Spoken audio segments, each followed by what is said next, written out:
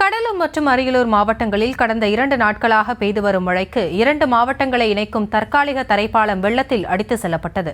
இதனால் 10க்கும் மேற்பட்ட கிராம மக்கள் 15 கிலோமீட்டர் சுற்றி செல்லும் நிலைக்கு தள்ளப்பட்டுள்ளனர்.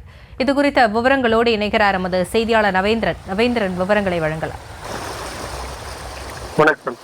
கடலூர் மாவட்டம் பெண்ணாடம் அடுத்த சவுந்தர சோழபுரம் கிராமத்தில் உள்ள வெள்ளாற்றில் கடலூர் அரியலூர் மாவட்டம் கோட்டைக்காடு கிராமத்தை இணைக்கும் தரைப்பாலம் உள்ளது. இந்த வெள்ளாற்றில் அரியலூர் மாவட்டத்தில் இருந்து வரும் ஆனவரி ஓடை, உப்பு ஓடை ஆகிய 2 ஓடைகள் தண்ணீரும் வெள்ளாற்றில் கலந்து அதன் மூலமாக கடலில் சென்று கலக்கிறது.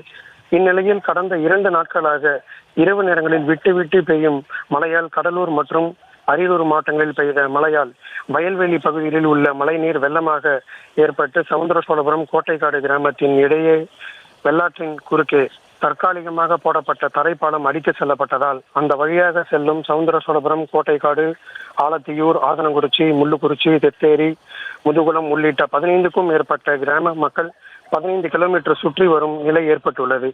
அடிப்படை தேவைக்காகவும் விவசாய தேவைக்காகவும் இந்த தரைப்பாலத்தின் வழியாக சென்று வந்த நிலையில் தற்போது போக்குவரத்து தடை செய்யப்பட்டுள்ளது.